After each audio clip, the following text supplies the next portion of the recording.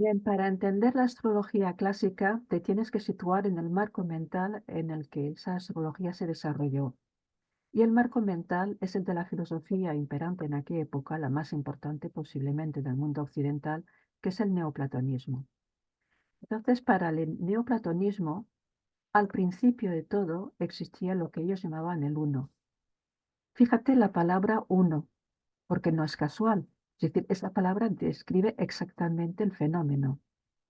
¿Qué significa exactamente decir de una cosa que es uno? Significa que no existe la dualidad. Y significa que esa cosa tiene que ser total y absolutamente estática. ¿Por qué? Pues porque si no fuera estática, ya no sería uno, ya sería dual. Por ejemplo, imagínate el acto de pensar. Si tú piensas, estás teniendo una idea que no habías tenido antes. Por tanto, has efectuado un cambio. Y habrá por lo menos dos cosas: la situación de antes sin esa idea y la situación de ahora con esa idea. Si haces un movimiento, lo mismo, estarás haciendo algo que no habías hecho antes.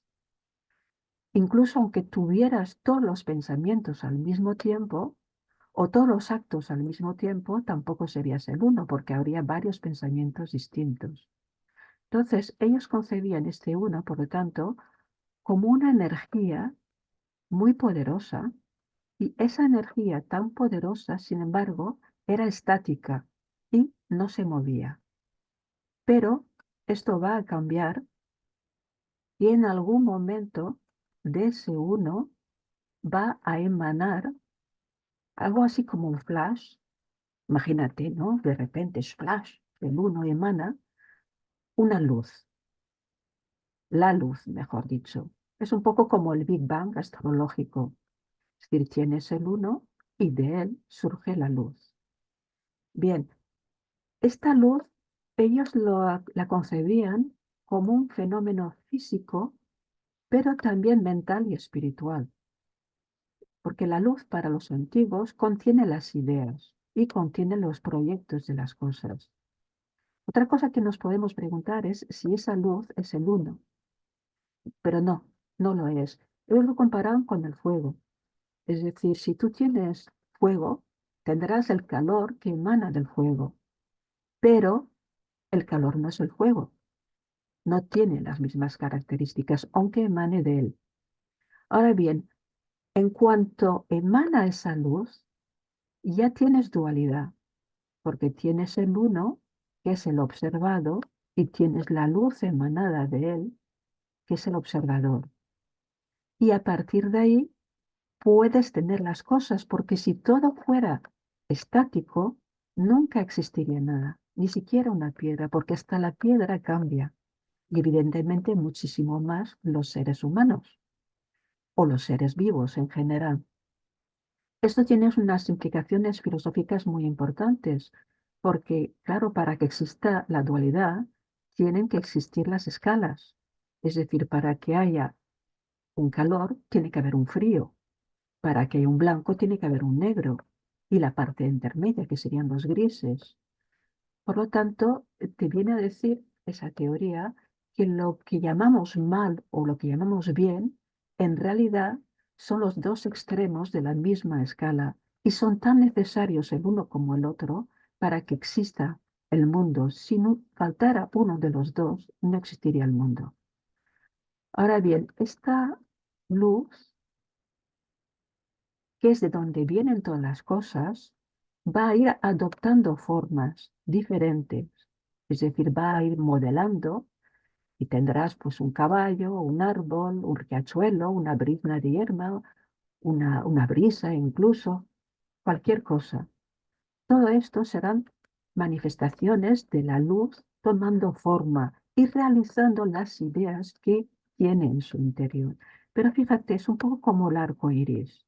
Ves que en el arco iris hay colores diferentes, pero en realidad son entidades separadas. No.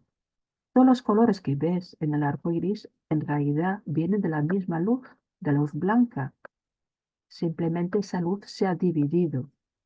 Por lo tanto, también esto tiene unas implicaciones filosóficas muy importantes. Significa que todo es uno, pero que la multiplicidad es solo aparente. La multiplicidad no va a ser real. Aquí he puesto un grabado medieval. Evidentemente, como es medieval, pues ves que utiliza palabras de aquella época, digamos, niveles de ángeles, serafines, querubines y todo esto.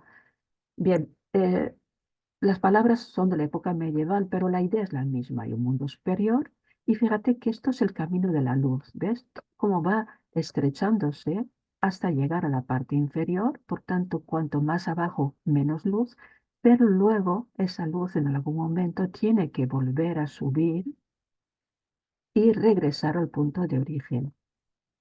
Bien, si te das cuenta también, pues verás aquí unos números, que esto tiene que ver con la tetractis, 2, 3 y 4, porque el 1 sería el todo.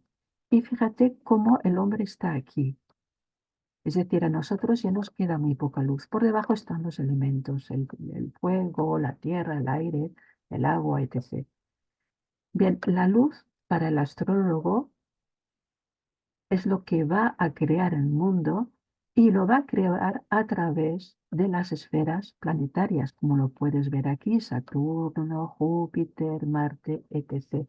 Digamos, esas esferas planetarias son las que van a condicionar el estado de la luz que tenemos abajo. Ahora bien, esa luz es muy poderosa y para ilustrarlo te he puesto un cuadro de Rubens que representa la historia de Júpiter y Semele. Semele era una simple mortal que fue amante de Júpiter o Zeus y le pidió que se manifestara a ella en toda su magnificencia como Dios. Pero claro, un Dios es energía pura, es el nivel más alto de la energía, mientras que un ser humano está muy abajo, como has podido ver. ¿Qué ocurrió entonces? Cuando este Júpiter se manifestó como tal, como luz pura, pues evidentemente ella no lo pudo resistir y quedó carbonizada, completamente carbonizada.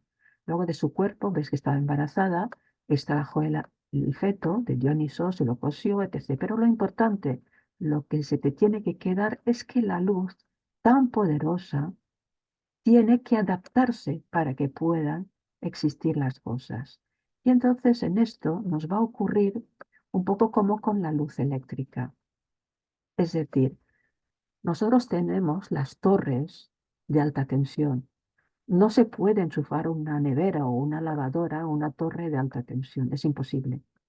Y desde luego, si se hiciera, que no puede ser, quedarían completamente carbonizadas, porque la electricidad que pasa por ahí es demasiado poderosa. Entonces, para eso necesitamos transformadores. Y los transformadores son los que harán posible, son varios transformadores, y harán posible que luego en tu casa puedas encender una bombilla o tener una lavadora en marcha. Bueno, pues esto que vamos a ver, luego lo desarrollaremos más adelante y serían las cualidades elementales. Es decir, la luz pura sería el calor y la transformación de la luz sería lo que es la humedad. Pero esto ya lo desarrollaremos más adelante.